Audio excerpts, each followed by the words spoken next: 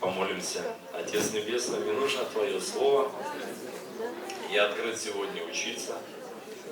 Готов быть облеченным, исправленным, наставленным в праведности, чтобы быть Твоим Божьим, совершенным человеком, ко всякому доброму делу приготовленным, и жить для того, чтобы достигать людей через Евангелие. Аминь. Взращивать учеников. Я хочу сегодня говорить о природе единства или как быть единым с Богом. Я не думаю, что я скажу что-то новое, но, возможно, я это скажу под другим углом, под другим, скажем, ракурсом, взгляд немножко, может быть, изменится на определенные места Писания. Первое место в Писании, которое я хочу прочитать, это Евангелие от Иоанна, 14 глава. Иоанн написал очень поздно это Евангелие. Оно позже всех написано. Написал он его в зрелом возрасте. Поэтому оно очень концентрировано, и сложность его восприятия еще заключается в том, что он пишет о божественности Иисуса Христа. 4 взгляда, 4 Евангелия, еще называют синоптические Евангелия. Евангелие от Матфея описывает нам царя Иудеев, царя Израилева. Лука описывает человека, Марк слугу в Иисусе Христе. Иоанн описывает или показывает Бога в Иисусе Христе. Поэтому, наверное, вот в этом Евангелии более всего мы можем увидеть, каким образом быть единым с Богом. И я прочитаю 7 стиха Евангелия от Иоанна, 14 глава, 7 стих. Мест Писаний, возможно, будет много. Может и нет, как для меня. Итак, Иисус говорит, немножко выше известное место. В 6 стихе он говорит: «Я путь, истинная и жизнь, никто не приходит к Отцу, как только через Меня. Если бы вы знали Меня, то знали бы Отца Моего. Отныне знаете и видели Его». Очень сильное заявление, согласитесь. Он говорит: а теперь знаете и видите Его. Филипп сказал ему, то есть они в замешательстве. Филипп, я думаю, он выражает общую точку зрения апостола, потому что никто не спорит. Они согласны с Филиппом. Мне говорят: Господи, покажи нам Отца, и довольно для нас. Мы хотим Его увидеть. То есть, это нормально для человека, когда он хочет увидеть. Да, мы все хотели видеть нового президента, в новом качестве, как он идет, как он говорит. Помните эту присягу? Очень торжественно. Да. И вот что-то похожее. Иисус говорит ему: сколько времени я с вами, и ты не знаешь меня, Филипп? Видевший меня видел Отца. Как же говоришь, покажи нам Отца? Я очень долго с этим местом Писания разбирался, хочу вам сказать. Я не могу сказать, что я знаю все, но что-то вам сегодня попробую донести. Разве ты не веришь, что я в Отце, Отец во мне? Слова, которые говорю я вам, говорю не от себя. Отец, пребывающий во мне, Он творит дела. Верьте мне, что я в Отце, и Отец во мне. А если не так, верьте мне по самим делам. И он даже говорит, что вы тоже будете делать эти дела. То есть, почему он так говорит? Потому что он говорит: кто будет видеть вас, будет видеть меня и будет видеть моего Отца. И это место Писания, оно показывает, что должно быть откровение. Кто же такой Отец? Знаете, говорят, что современная церковь, ее проблема в том, что в ней мало отцов. Или, скажем так, мало людей, которые знают самого Бога, как вот и Христос об этом говорит. Как Он в этом месте Писания об этом говорит. Вы знаете, что в Иоанна 10:30 Он говорит, очень сильно тоже заключает, Он говорит: «Я и Отец одно». В Иоанна 17 главе, я не буду перечитывать, он молится о том, чтобы те, кто поверили по Его Слову, в Него, они были с Отцом едины так же, как Он с ними. Я не буду перечитывать это место Писания, потому что оно то же самое практически, о чем я сейчас читал. А теперь давайте откроем с вами Иоанна 1 главу, Евангелие от Иоанна, 1 стих. И я, наверное, все-таки что-то скажу такое, что, может быть, вы никогда не слышали.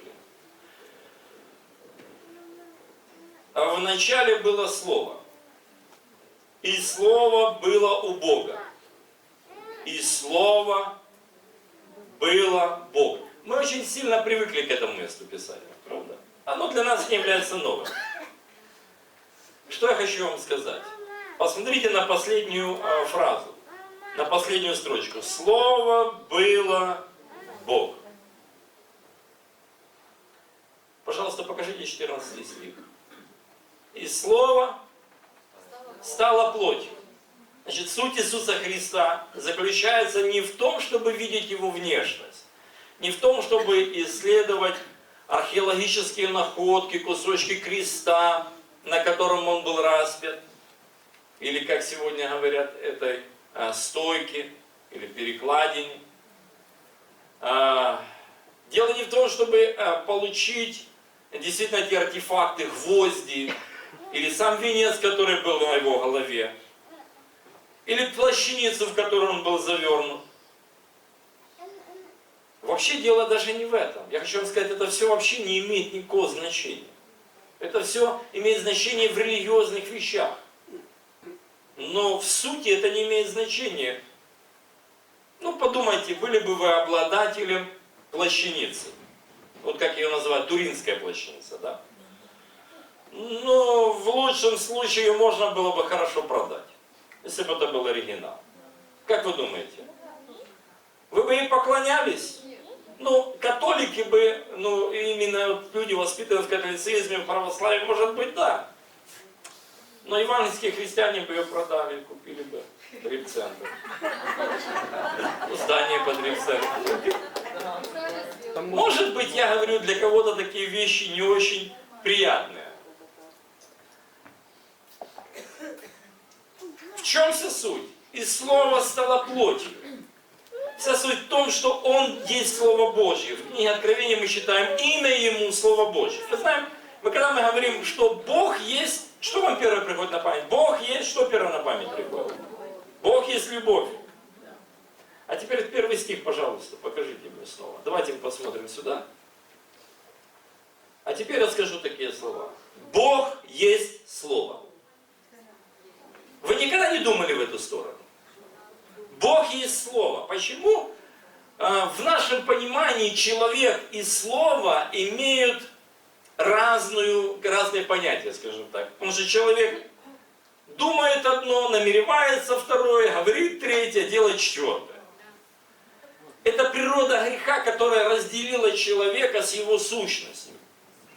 Потому что на самом деле образ и подобие Божие есть человек.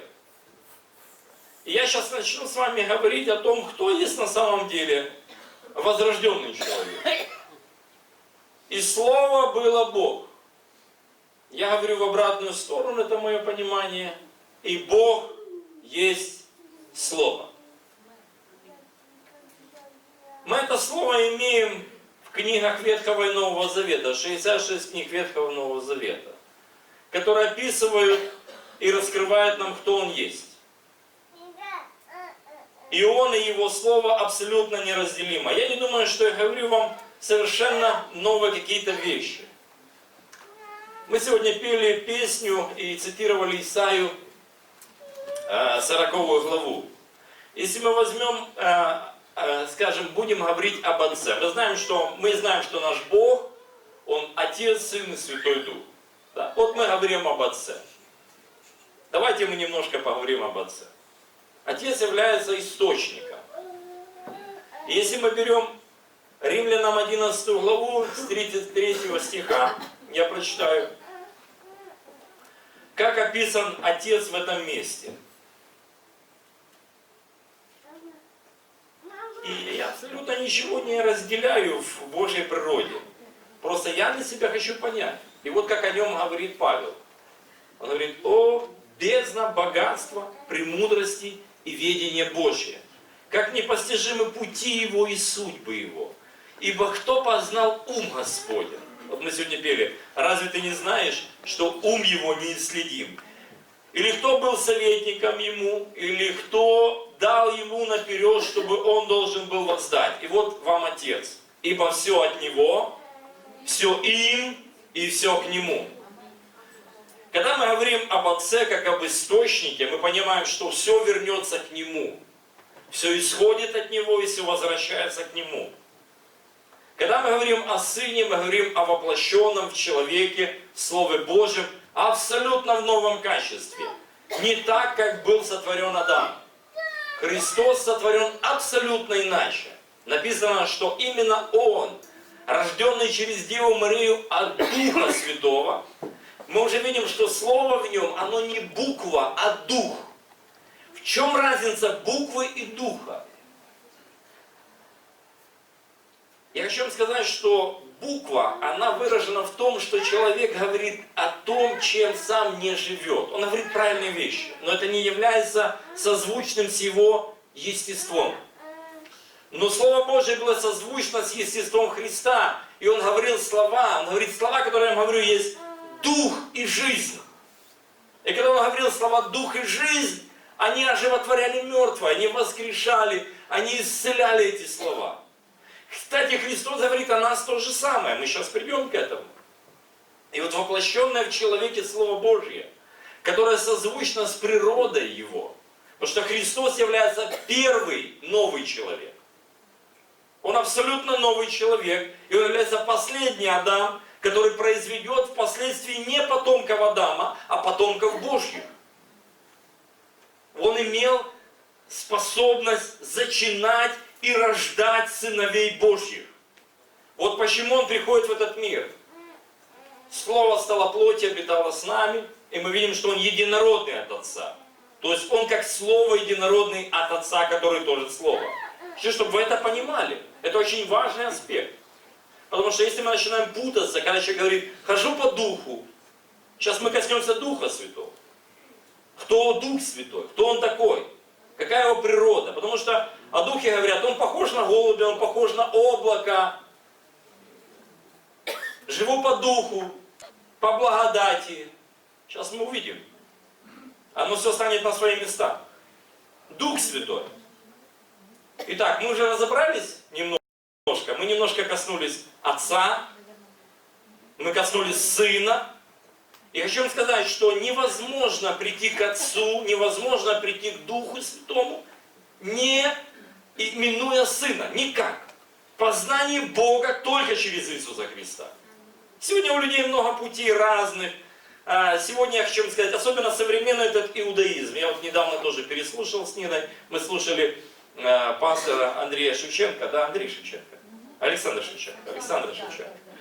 И он говорил о влиянии современного иудаизма, раввинистического. Хочу вам сказать, будьте осторожны с этими вещами. Современный раввинистический иудаизм уводит человека от Бога, потому что он абсолютно отрицает, что Христос есть Бог. Это опасные вещи. И с этим лучше не заигрывать, потому что за этим стоит дух Антихриста. За иудеями, которые религиозны, стоит дух Антихриста. Не думайте, что там какой-то другой дух стоит. Так как и за исламом. Потому что они отрицают то же самое, как иудаизм. Не сильно жестко? Какое-то эхо здесь пошло. Итак, Дух Святой. Иоанна 15 глава. Иоанна 15 глава. Давайте коснемся 26 стиха. В 15 главе, Олег, какое там самое часто слово употребляется? Пребудьте или пребывайте. И вот он говорит, когда же придет утешитель, которого я пошлю от Отца, Духа истины, который от Отца исходит, он будет свидетельствовать о мне. Итак, мы сейчас не будем касаться утешителя, воспитателя, мы коснемся, что он есть Дух истины. Скажите, Дух истины. 17 глава, 17 стих. «Освети их истиною Твоею. Слово Твое есть истина». Но если мы скажем Дух истины, и Слово Его есть истина, то Он есть Дух Слова. Или Слово Дух. Интересно вам? Кто такой Дух Святой? Слово Божье. Вот вам единство. Они все, если мы говорим о них, как об одном, есть Слово Божье. Скажите, если мы возьмем сам исход, потому что мы все повторили исход из Египта, да? Пасха наша, Христос заклан за нас. Он нас освободил от рабства, греха и смерти. И вот апостолы, да? Они видят на Пасху смерть, погребение, воскресение Иисуса Христа. Они все это видят. Они прекрасно знают порядок совершения празднований, которые заложены Богом в народ Израиля. Христос воскресает из мертвых, 40 дней с ними общается, уходит. Они находятся на марафоне молитвенном 10 дней, и Дух Святой сходит на 50-й день после Пасхи. Как называется праздник на 50-й день после Пасхи? Пятидесятница в современной интерпретации, а в библейской интерпретации Шивот. Что произошло на Шивот? Евреи 50 дней шли из Египта к горе Синай. И когда они пошли к горе Синай, Бог провозгласил Слово. Не случайно Дух Святой сходит в тот день, когда было провозглашено десятисловие. Потому что это и есть явление Духа Божьего.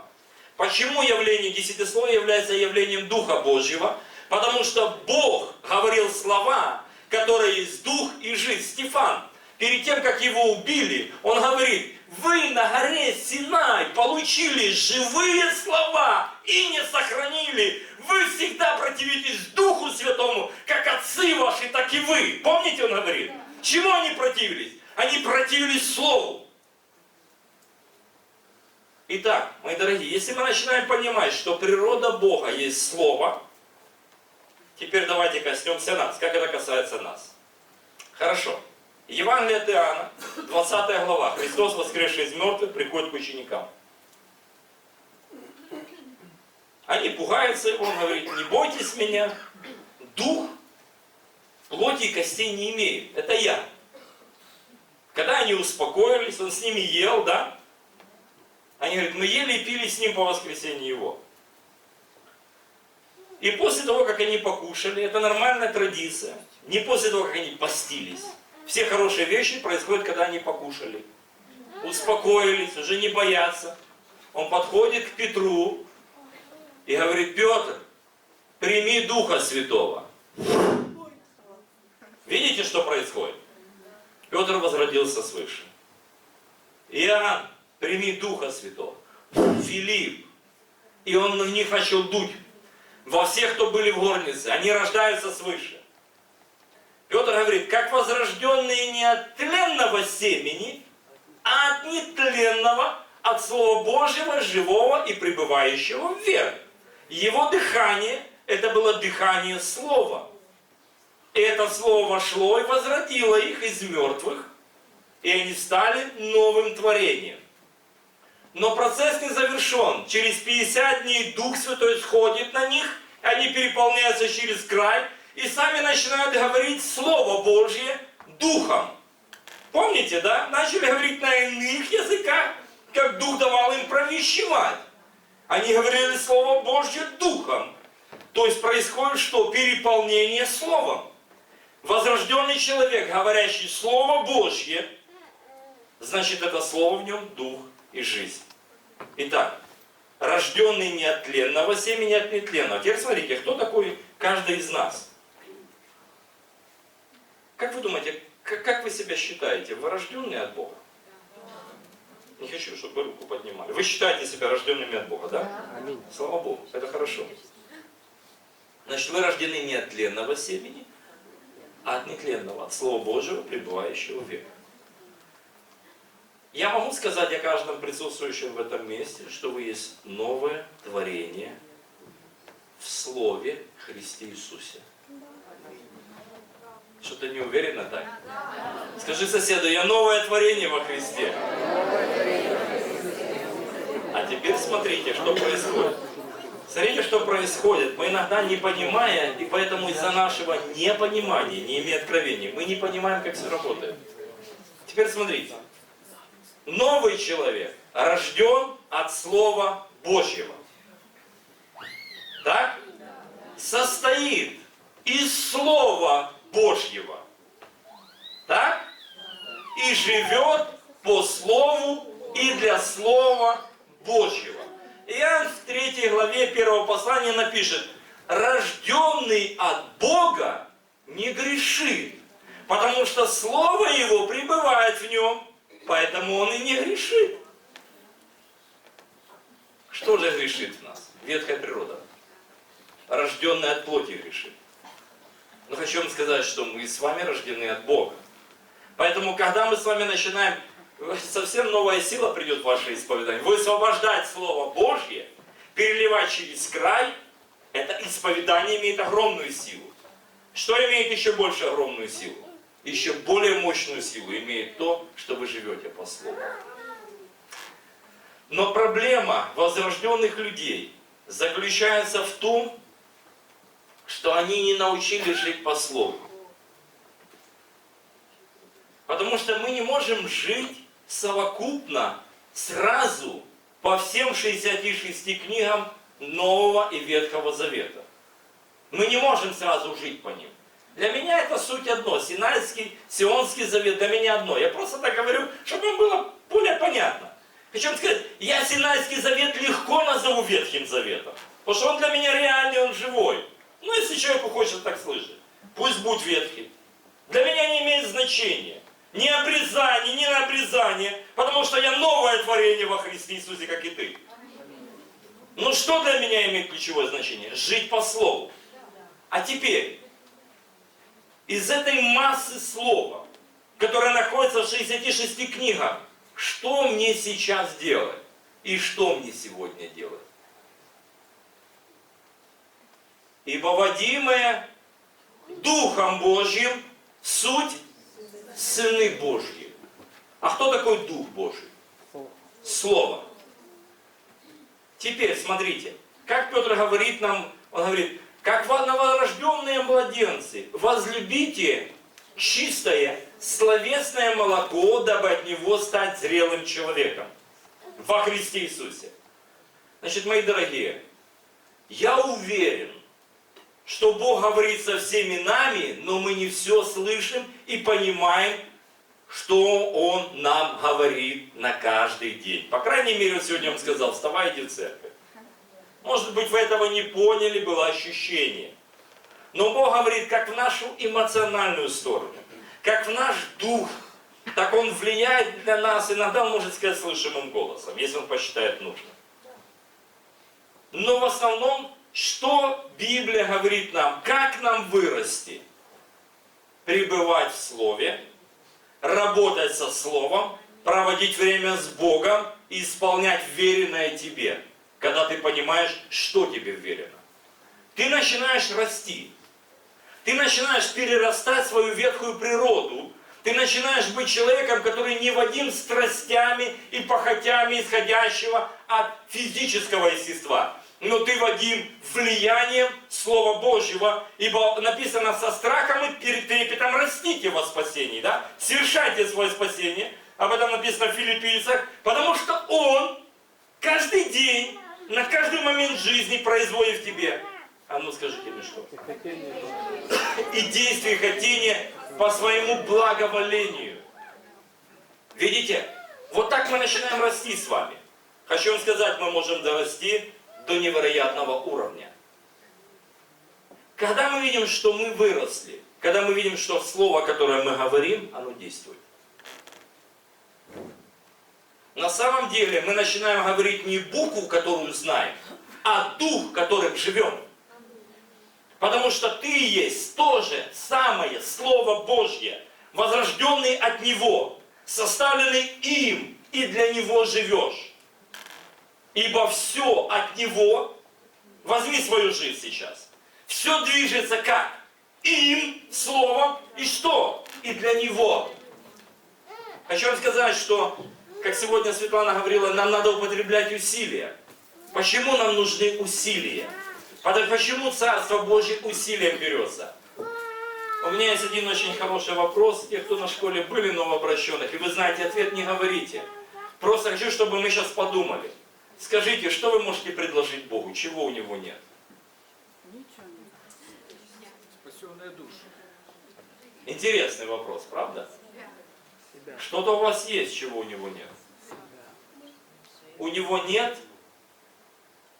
вашего решения, вашего выбора. У него нет вашего посвящения. Потому что это ваше. Но если вы ваше отдадите ему, и оно станет его, вы станете как он. Пройдет время, пройдет процесс. Это жертва. Принести в жертву собственную волю, собственный выбор. Хорошо, я вам облегчу задачу. Вы сами выбирали в своей жизни, куда вы пришли. Без Бога куда вы? Куда мы все пришли без Бога? Но мы вместе с Богом продолжаем Богу пытаться диктовать свои условия. Из-за того, что мы не понимаем. Да будет совершен Божий человек. Каким образом? Когда он покоряется Слову. И я еще хочу сказать. Немножко другими словами описать вам зрелого во Христе Иисусе человека. Да, он любящий. Но я хочу слово «любовь» разложить в нескольких фразах.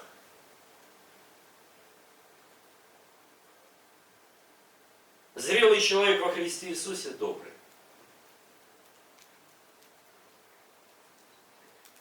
Зрелый человек во Христе Иисусе великодушный.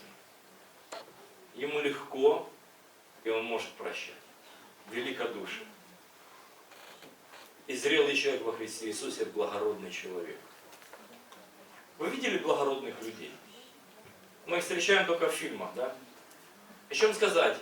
Неважно, какое ваше происхождение, дворянское или рабоче-крестьянское.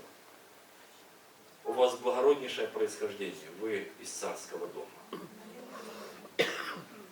Будьте благородными, будьте любящими, великодушными. Представьте Бога, который обладает всей силой.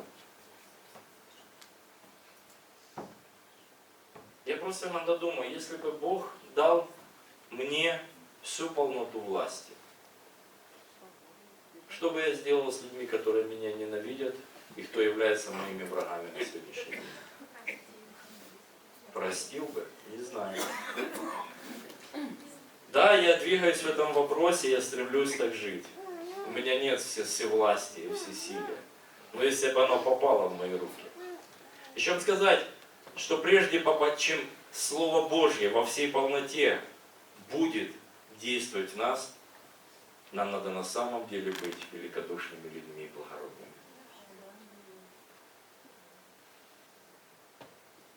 Я просто вспоминаю Илью, который сводил огонь на людей, которые приходили взять его. Мы не должны быть такими, послушайте. Илья не был настолько близок с Богом, как мы с вами. Наверное, на этом все.